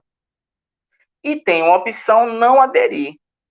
Se você clicar em aderir e escolher uma obra, vem a obra que você escolheu. Se você clicar em não aderir, não vem nada. Esse é o ponto. Porque se você não clicar em canto nenhum, aí sim, virá o livro mais escolhido, tem uma questão mais ou menos assim, né? Então, só para responder essas 3 perguntas aqui, né, que são basicamente sobre a mesma coisa, qual é a avaliação dos debatedores, a principal característica nesse PNLD que compromete a qualidade da educação? Eu trouxe as que eu observei na minha fala, né? Se você prestou atenção na minha fala, eu disse a falta de linearidade, a falta de respeito aos pré-requisitos, a exclusão de conteúdos, a forma rasa como se abordam outros, a forma até só de citação que se tem de outros. Então, todas essas são questões que comprometem a qualidade da educação, né? Quando você traz um livro raso, um livro que não aprofunda, um livro que não traz conteúdo como deveria trazer, esse é o grande problema, né?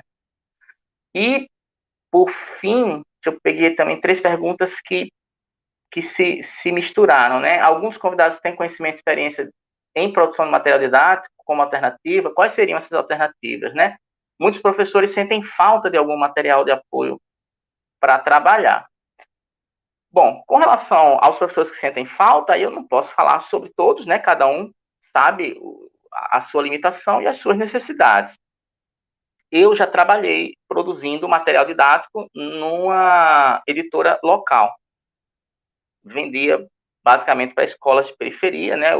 As grandes escolas da cidade adotam sistemas de ensino de outras cidades, mas aqui a gente conseguia trabalhar, antes de entrar no IFAL, né, com algumas outras escolas. Então, custa, né? Demanda muita atenção, muita energia, muita vontade de fazer o material, né? Para você construir o material, no caso aqui do IFAL, né?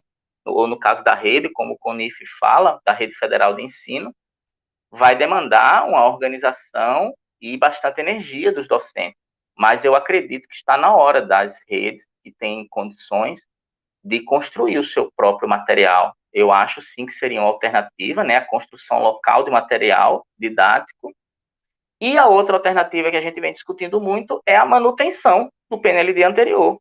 Por exemplo, os livros que deveriam ter vencido em 2020, o próprio MEC, né, o próprio PNLD, o próprio programa, orientou que o livro fosse usado por mais um ano letivo, ou seja, pelo ano letivo de 2021. Então, a gente já teria esse ano letivo de 2021, que no caso da rede federal vai se misturar com o ano civil de 2022, por causa da suspensão das aulas pela pandemia.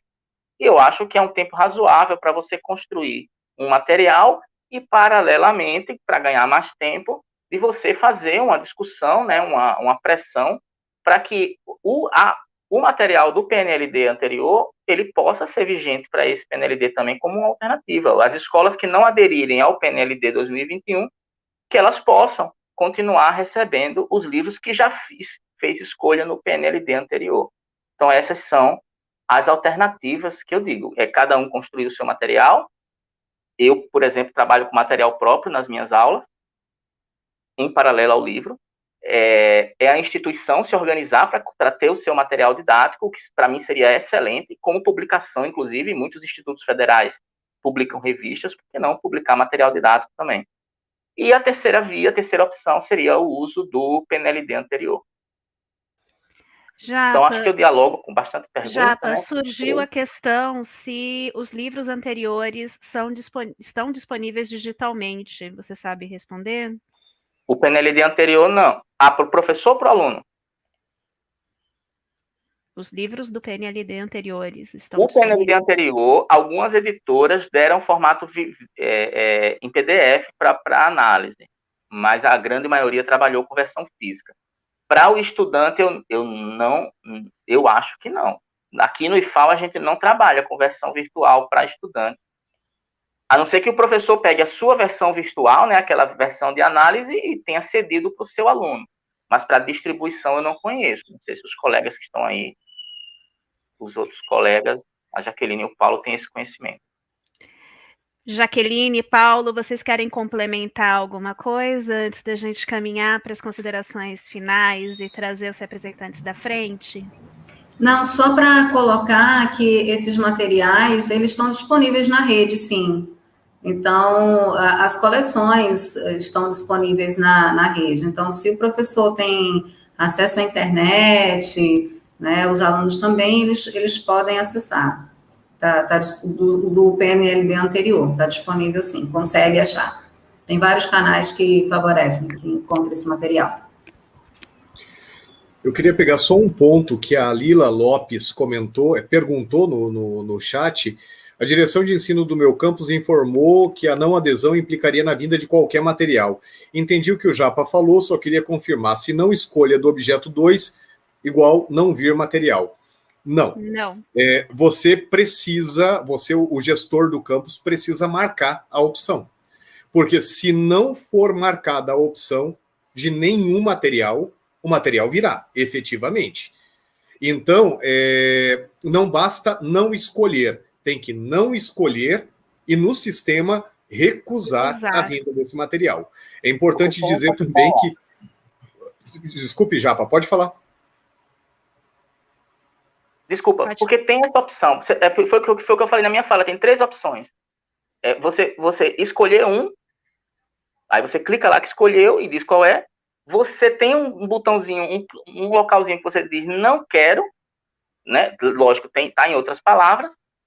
E para vir qualquer livro para sua escola, você tem que não fazer nada. Você tem que deixar as 2 opções em branco. Exatamente, é o que o Denis complementa aqui. Para que o livro não venha, é necessário que se coloque no sistema o recusar. Caso contrário, o sistema entende que não houve uma escolha, né, de uma coleção específica e assim envia o mais escolhido da região. Então, nós encerramos essa segunda etapa da nossa live, mas ainda não terminamos. Trago para o debate a Ana Leide e o Vanderlan, que vão fazer as considerações finais em nome da Frente Nacional. Então, me despeço por enquanto dos nossos palestrantes, mas no final eu chamo todo mundo. Quem começa? Você vai colocar os slides agora, Gi? Quando você mandar, Ana. Põe agora. Agora. Vamos lá. Eita, queimou minha luz agora. Meu Deus. Vamos lá. Compartilhar. Deixa eu só tirar o banner para não ficar em cima do Vanderlan. Bom, então nós da Frente Nacional, nós temos algumas propostas para continuarmos o debate, né? Nós não vamos parar por aqui, porque a luta só começou. Eu vou falar as primeiras e o Vanderlan vai concluir. Primeira proposta: promover amplo debate na sociedade sobre a necessidade de um novo PNLD democrático. Estudar a possibilidade de representações jurídicas contra o edital do PNLD 2021. Defesa de um novo marco regulatório em defesa de novo edital do PNLD e sob novos critérios de seleção de obras. Promover e participar de audiências públicas. Próximo. Fortalecer as pautas nacionais referentes às lutas pela educação pública. Lutar pela não implementação do novo ensino médio e pela revogação da reforma do ensino médio. Com tu, Vanderlan. Microfone. Agora sim, acho que agora vai, né? Muito bem. Assessorar as redes de ensino quanto ao debate sobre o novo PNLD. A frente também deverá incentivar e buscará incentivar espaços alternativos de produção de materiais e livros pedagógicos. A frente também buscará a produção de material próprio e gratuito, como lives, cartilhas e vídeos que nós já estamos fazendo. O alinhamento também a setores de luta contra a BNCC, a defesa do ensino integrado e, sobretudo, a defesa da educação pública, laica, gratuita e de qualidade e socialmente referenciada. Nós que fazemos a Frente Nacional por um PNLD democrático, agradecemos a presença de companheiros tão valorosos como o Japa, a Jaqueline, o Paulo, né? Japa e Jaqueline, que nós pudemos trabalhar juntos já, e tantos outros colegas que fizeram desse momento do webinário um espaço rico. Lembremos, colegas, companheiras, companheiros de educação, que esses materiais estão disponíveis no YouTube da Frente Nacional, que eles podem e deverão ser divulgados nas suas redes sociais. Podem divulgar no Instagram, no WhatsApp, manda para os colegas. As pessoas precisam ter acesso. Muitos dos nossos colegas, às vezes, não sabem, como bem disse Jaqueline, sequer o que está sendo debatido. Tá? E vale ressaltar que diversas entidades, como o Fórum de Professores de História, como o próprio FDE e outros professores da Fiocruz, do Pedro II, os professores do IFAL, estão emitindo notas e se posicionando contrário à adesão do objeto 2 do PNLD 2021. Então, mais do que nunca, é importante ressaltar, como bem disse Ana Leide, esse trabalho coletivo feito a várias mãos e de corações, né, várias mãos e corações, ele continuará. E vocês que estão nos assistindo são parte desse processo. Então vamos divulgar, vamos dar like, vamos fazer isso acontecer, porque é isso mesmo que nós queremos. Obrigado. Bom, para encerrar, eu quero agradecer imensamente esse trabalho maravilhoso das nossas tradutoras de Libras. Sem vocês, o nosso webinário não teria um acesso tão completo, né? Tão maravilhoso. Vocês, assim, estão no meu coração, desde já. Também quero deixar aqui a minha admiração pessoal, eu, Ana Leide, como professora, a minha admiração por todos os outros professores e por todas as outras professoras desse país. A profissão professor é a profissão que eu mais admiro, acima de qualquer outra. Eu respeito todos os meus colegas, porque eu sei exatamente a força que nós temos, a importância que nós temos e o quanto que um país soberano, um país rico, ele precisa de nós, mas precisa de nós com força, assim, nós conscientes do nosso papel enquanto educadores e educadoras. Então, a partir de agora, né, depois desse debate tão rico e tão maravilhoso, nós precisamos voltar para as nossas escolas, precisamos chamar os pais, precisamos chamar as mães, precisamos chamar os docentes, os discentes, precisamos chamar os jovens e as jovens e ter um papo reto com eles, explicar o que está acontecendo, porque não basta a gente ficar dentro do cercadinho também dos professores e da educação, do diretor e da diretora. A gente precisa conversar, a gente precisa dialogar com a sociedade, a gente precisa chamar a galera e falar assim, olha, essa luta é nossa, porque a escola não tem o menor sentido sem os nossos alunos e sem as nossas alunas. Nós não somos nada sem as crianças e sem os jovens. Sem eles, não haveria razão de nós existirmos. Então, precisamos incluí-los urgentemente nessa discussão, nessa pauta. Também quero dizer que nós, professores e professoras, nós precisamos assumir o nosso papel de indignados e de indignadas, Jaqueline. Essa é a minha nova palavra. Indignação. Nós precisamos assumir o nosso papel de indignados e de indignadas, de agentes da educação pública humanizadora. E não podemos mais ficar como espectadores e espectadoras. Nossa, o Brasil está caindo, está desmoronando. Olha lá, caiu dentro do poço. Olha, eita, tchau. Não, a gente não pode mais ter esse papel de só assistir, sentar na TV e ver, né? A TV Viva, a Rede Viva, enfim. A gente precisa lutar, a gente precisa agir. E nesse momento de pandemia, a nossa ação é conversar com os nossos colegas, mostrar o quanto que esses livros são um lixo, são inúteis, eles não servem para a nossa educação. E a gente precisa pensar também que tipo de educação a gente quer para o futuro, que tipo de educação nós queremos para os nossos filhos e para as nossas filhas, que tipo de educação nós queremos para o povo pobre, para o povo preto, do povo da periferia, para os quilombolas, para os indígenas, para os povos que são assassinados todos os dias pela polícia. A gente precisa ter consciência e despertar esse espírito que está adormecido em algum lugar. O nosso grupo, né, de professores, esse coletivo, parece que morreu. E não podemos deixar morrer. A gente vê um professor num canto, um professor no outro, triste porque não sabe, porque o diretor é assim, porque o meu grupo de colegas não. Vamos sacudir esse país, vamos sacudir essa educação. A gente não pode deixar as coisas do jeito que elas estão. E a nossa ação, nesse momento, é comunicar, é expandir, é refletir, é trocar ideia, é conversar com um colega, porque somente a comunicação vai fazer com que os nossos pares compreendam, os que ainda estão adormecidos. E todo professor que escolheu estar professor e ser professor é um lutador. Não é um espectador, professor não é espectador e não pode ser espectador. Então, o que a gente quer para o futuro? A gente quer isso aí? Que ofereceram para a gente? Beleza, então. E aí assume as consequências do que a gente escolher a partir de agora. Agora, se você não quer isso, então é hora da luta. É hora de arregaçar as mangas, é hora de aumentar esse coletivo e começar a compartilhar essa discussão. Então, eu, Ana Leide, professora de língua portuguesa, paulistana, nordestina, alagoana, eu recuso o objeto 2. Eu recuso esse novo PNLD que não me representa. E eu convoco a todos e todas, recusemos o objeto 2, porque ele não nos representa de forma nenhuma, em nenhuma disciplina.